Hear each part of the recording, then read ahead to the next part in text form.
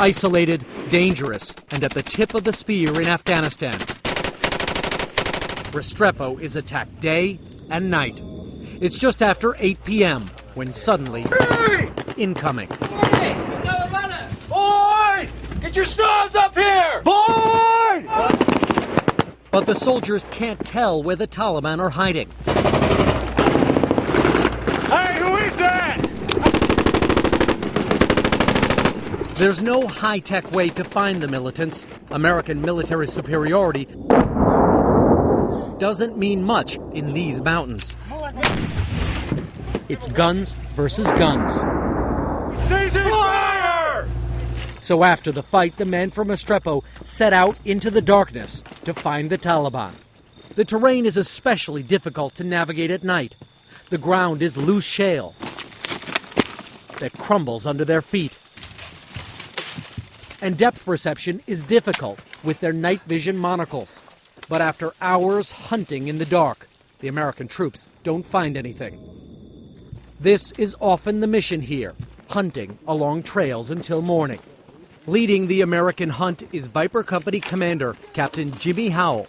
A West Point grad from Waco, Texas, Howell is just 29, but already on his 5th combat deployment in Afghanistan and Iraq. What we want to do is draw them out to the fight, have them identify their positions.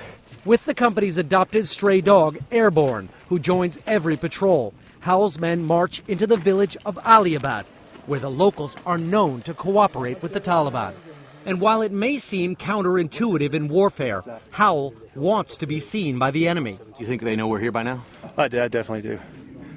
Anytime we walk out in the daytime, we know they have guys that watch us, and we'll report back to their command element and let them know kind of where we are. Being seen draws the Taliban into a fight in the open, where U.S. troops believe they have an advantage. It's a risky tactic of bait and kill, with U.S. soldiers as bait.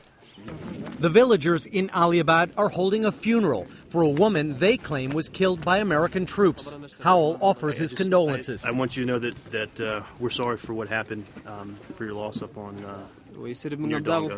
But the villagers aren't interested. They see the Americans as outsiders, infidels, hostile strangers. The villagers here are completely disconnected, even from the rest of Afghanistan. There's no government or Afghan police. Houses are made of piled stones. Graves are marked with broken rocks. Women rarely go outside. Girls don't go to school. Not because the Taliban prevent them, but by tradition. Many here agree with the Taliban's conservative religious laws. The people in the Korengal speak their own language. Many have never left the valley. The soldiers are clearly frustrated by the villagers' lack of cooperation. You don't accept our talk. Why should I accept your talk? I ask one of the elders why he doesn't help the Americans. We blame the Americans for killing our civilians, he says. Who controls this valley, the American soldiers or the Taliban? The Taliban control most of the area, he tells me. The Americans just control around their bases. After waiting as bait for hours, Howell's men aren't attacked. This time, the Taliban hold back. Took a shot and didn't want to come out and play today. But Howell isn't giving up. Instead, he decides to use bigger bait. All right, we got everyone. Before sunrise, Viper Company rolls out, this time in Humvees, a rare and dangerous move. Since there are only a few roads in the Korengal, Humvees are easy to spot and attack. They're like big bullseyes out here. If the Humvees don't draw out the Taliban, nothing will. The soldiers drive to the village of Karangal, known to have 10 to 20 Taliban fighters. Roger.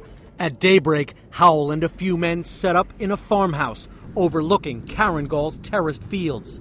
But Howell is confident because he has a secret weapon. Overnight, the men from Restrepo quietly moved it to Karangal and set up in a safe house.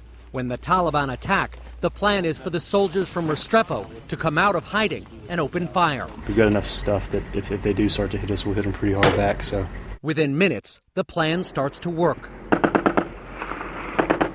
The Taliban open fire, exposing their positions. They are firing from 2 mountain slopes. The troops can see the Taliban's muzzle flashes. We've got two elements that are firing on Viper 1-7 from the high ground to their north and northwest. Break. Howell calls in mortars and 2,000-pound bombs to destroy the Taliban positions. The bombs and mortars are falling simultaneously on both of the mountains. But suddenly, it goes tragically wrong. An American mortar hits the safe house where the soldiers from Restrepo are positioned. 266. It's a direct hit with terrible consequences for the men of Restrepo. We can hear their screams, even from a few hundred yards away. Right now, we're requesting an air medevac. The wounded men in the house release red smoke so a medevac helicopter can find them. But the red cloud and hovering helicopter mark the target for the Taliban. The militants see an opportunity.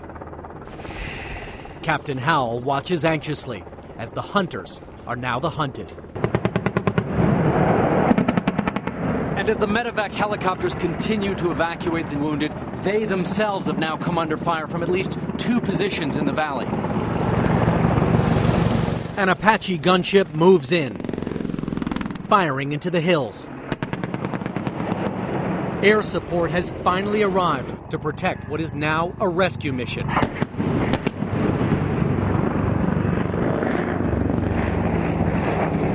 But Howell has another problem, the safety of the rest of his men. All right. He's been out for 5 hours. His positions are all exposed, and he still has to get his men back to base. Howell expects the Taliban to stage an ambush as soon as they try to leave Karangol. And he's right. As we round a corner, shots ring out. We scramble. Pinned down. Backs against a rock wall. Wait for it, Richard. Just wait for it. We try to stay behind a Humvee. As we tried to cross an open stretch of road, we came under attack. There's incoming fire right now. We're using this Humvee for cover as we're trying to get to another base. We're saved by the Apaches, rocketing the hillside.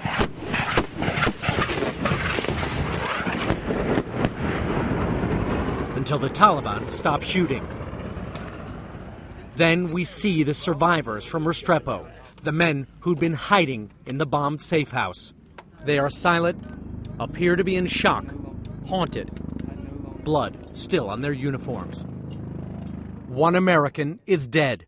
He is Sergeant John Penich from Beach Park, Illinois, Restrepo's big brother. Others we'd met, Sergeant Chaz Carter, who'd only joined the platoon a week before, and Private First Class Jeffrey Iwanski are among the injured. It's Viper Company's first incident of friendly fire. Boys are devastated about it. You know, I mean, it's one thing to have guys that are injured or killed, but it's another thing when it's something that could be prevented. I mean, this is obviously something that could be prevented. But the soldiers can't afford to lose focus because their patrols and their enemies will be out again the next morning.